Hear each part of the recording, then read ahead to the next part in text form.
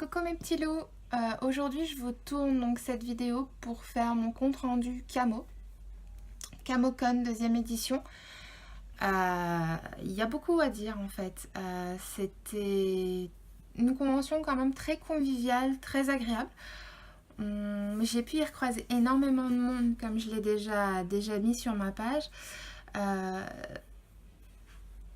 les stands sur place étaient sympas, bien que peu diversifiés, je trouve, au niveau activité. Beaucoup de SF finalement, pas forcément beaucoup basé Jap. Après, il me semble que c'est pas non plus la vocation de cette convention, donc pourquoi pas. Euh, il y avait un karaoké apparemment que je n'ai pas vu à mon grand désespoir parce que j'ai une passion pour le karaoké. Et là, je l'ai pas du tout vu en fait. Je sais pas où il était placé, mais en tout cas pas folichon au niveau de l'emplacement. Euh,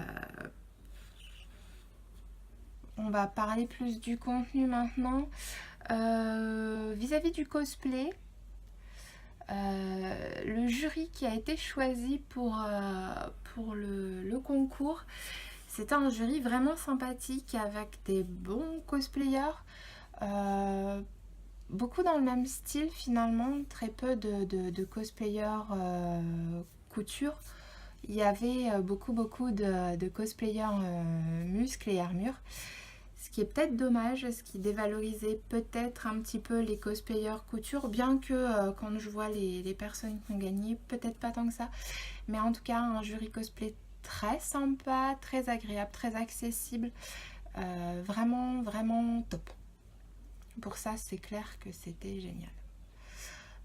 Pour les youtubeurs invités, je n'en connaissais pas beaucoup. J'en connaissais donc qu'un avant l'annonce des cosplayers qui seraient présents. Je me suis intéressée sur les vidéos d'un deuxième. J'avais pas franchement eu le temps de regarder un petit peu tout ce que faisaient les invités youtubeurs, mais en général j'essaye, mais là je me suis pas intéressée, j'ai pas eu le temps. Donc ravie d'avoir revu au Ponyboy.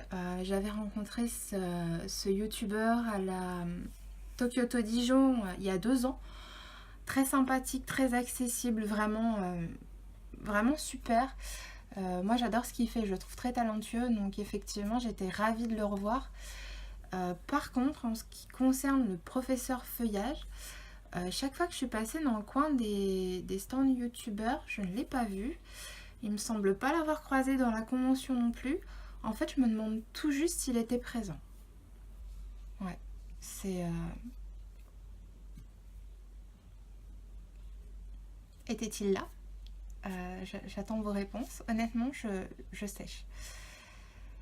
Au niveau de l'organisation, je pense qu'il y a beaucoup à dire. Alors, j'ai jamais moi-même organisé de convention, donc je peux pas juger. Mais en tant que visiteuse d'énormément de conventions, j'ai jamais connu un tel bordel.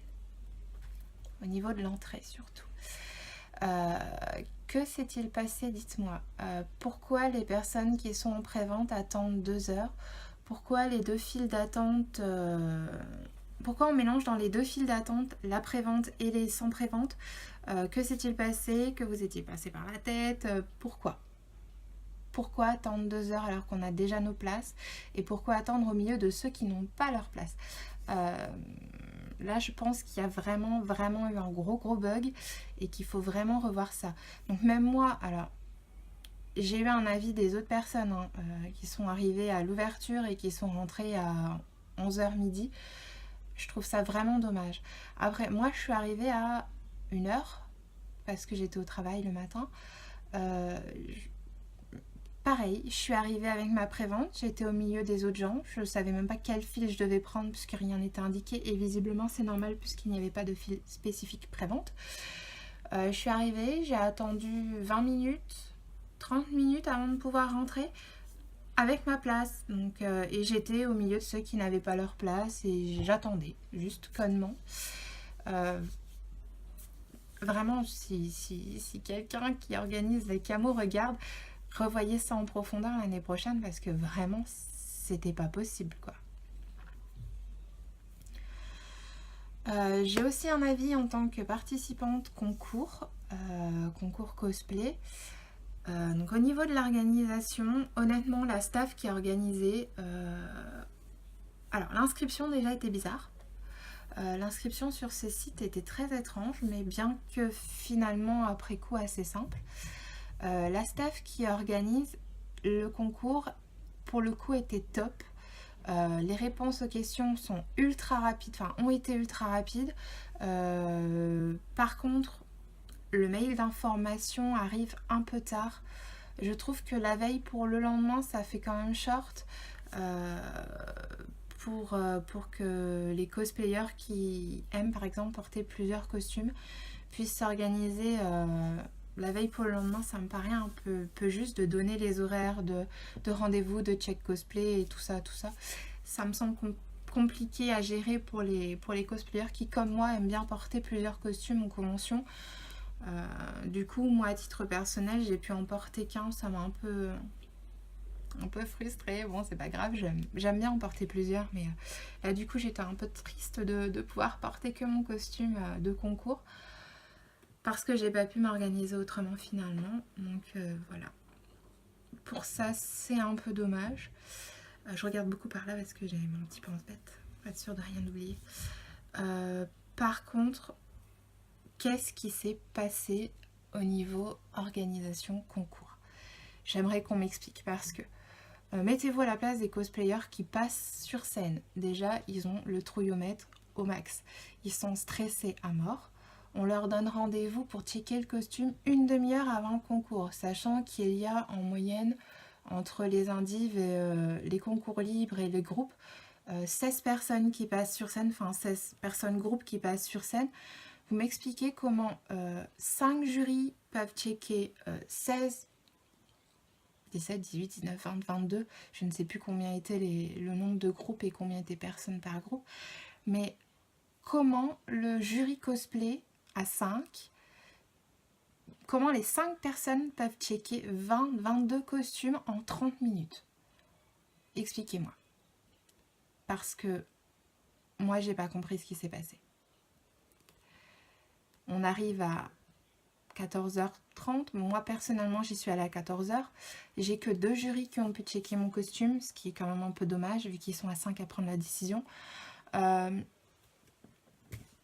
Je sais qu'il y en a d'autres qui n'ont pas été checkés par tout le monde non plus. Je crois que personne n'a été checké par tout le monde parce que clairement, c'était pas possible. D'autant plus qu'il y avait un des jurys cosplay qui était sur scène au moment des checks cosplay. Ce qui est tout à fait normal d'ailleurs. Donc, qu'est-ce qui s'est passé? C'est pareil, on voit deux staff. Un qui dit faut arriver là à 14h. L'autre qui dit faut y arriver à 14h30. Mettez-vous vraiment à la place des concurrents qui sont vachement stressés. Honnêtement, c'est pas possible, quoi. C'est vraiment pas possible. Faut vraiment revoir cette organisation-là parce que pour ceux qui passent sur scène, c'est vraiment pas cool. J'insiste sur le vraiment parce que je trouve que c'est vraiment pas cool. Bref. En soi, je pense que j'ai fait le tour. Donc si je dois faire un bilan total, la convention en elle-même, elle est géniale. Ça manque de karaoké, mais non, honnêtement, c'est une très bonne convention. Je me suis pas ennuyée, j'ai pas eu le temps. Bon, on fait vite le tour malgré tout, mais il reste quand même des choses à faire. Des stands sympas, je pense notamment à la cartonnade. Honnêtement, ça c'était une pure idée. Hein, pour le principe. On a revu quand même globalement les mêmes choses que l'année dernière. C'est un petit peu dommage, ce serait bien diversifié. Après, vraiment très positif. Moi, je me suis éclatée malgré tout. En dehors de ce petit souci de concours, je me suis vraiment amusée. Mais voilà, une organisation à revoir et à revoir en profondeur. Pour mon avis. Donc voilà, je vous fais des gros bisous et j'espère vous recroiser à très bientôt, très bientôt. Vous pourrez me voir à la Japan Touch à Haru pour la première fois. Je suis très pressée. Et je pense aussi pour le mois de mai, c'est même sûr, vous me verrez à la Med Story et vous me verrez à la Japan Addict Z. Je pense que c'est à peu près tout pour fin avril-mai. Juin, je ne me suis pas encore décidée à ce que j'allais faire, mais à mon avis, pas grand chose pour juin, puisque juillet, Japan Expo 4 jours. Donc, on va se reposer en juin, je pense. Et puis voilà. Je vous fais des bisous et à très bientôt.